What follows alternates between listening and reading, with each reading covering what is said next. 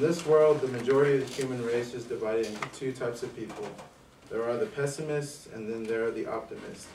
The pessimist is a person who anticipates the worst or is disposed to be gloomy. For example, if you fail a test at the start of the semester, you'll have that same mindset throughout the rest of the semester. An optimist is someone who holds the belief of optimism, which is the tendency to look on the more favorable side of events or conditions and expect the most favorable outcomes. Throughout the presentation, a variety of reasons will be given to why being an optimist is good, the action you need to take to become one, and the satisfaction from being an optimist. First, the positives of optimists is you live healthier. For example, more physical activity, less smoking, and following doctor's advice more faithfully. And as an everyday person, it's easier to make friends, handle stress better, and not to give up on setbacks as easily. Although there are a couple of negatives to being an optimist. The term blind optimism means you see everything so happy and you just push reality under the rug. It makes you live more of a dangerous life, and it makes you able to trust people easier, which in this world sometimes isn't the best thing. These are the positives of being an optimist, and now here's the action you need to take to become one. The action you need to take right now is to pursue your goals. Determine what is important to you. Write them down so you don't forget them, and don't be scared. Also, you need to capitalize on positive thinking.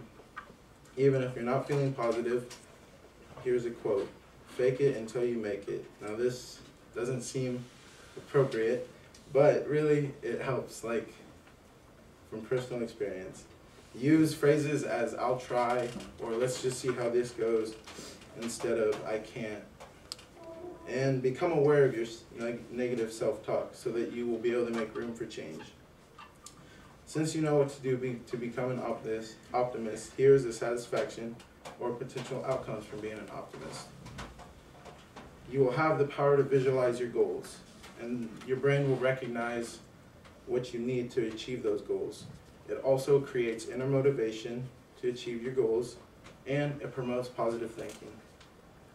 Professional athletes, this is a study of professional athletes this is a scientific study, and it's about basketball. They were divided into 3 different groups, and group 1 took the basketball free throw physically, group 2 visualized making the shot, and group 3 physically and visualized the shot. Like they went to bed, like this is all like one day they did this and the next day they did that. And the results for those were group 1, who physically took the shot, increased by 7%. Group 2 that visualized just making the shot increased by 10%. And the group 3 that physically and visualized the shot increased by 32%. It is not just good for your mood, it is healing. It helps you to be more resilient and the opportunity to make friends. Now that you can firmly notice the difference between being a pessimist and an optimist, it's clear which one you should strive for. I'd like to close with a couple of quotes. Jack Nicklaus said, "I never hit a shot, not even in practice, without having a very sharp focused picture of it in my head. It's like a color movie. First, I see where I want to finish, nice and white and sitting high on the green. Then the scene quickly changes, and I see the ball going there, its path, trajectory, and shape, even its behavior on the landing.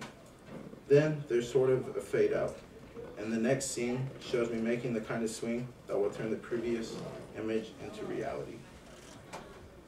The second quote is Dr. Martin Seligman, a research psychologist, said, "Optimism is a key to a healthy emotional being." The positives of being an optimist, the action you need to take, and the satisfaction of being an optimist are all present here. Now it's your turn to think about what reality you'd like to live. An optimist, again, is someone who holds the belief of optimism, which is the tendency to look on the more favorable side of events or conditions and to expect the most favorable outcome. Everyone leave this room with a mindset of looking on the bright side of things. and having the tendency to look on the more favorable side of events. And remember to never give up. Thank you. Thank you very much. All right. We are at time, so tomorrow, Grant, I'll have you take questions, okay? Thank you very much.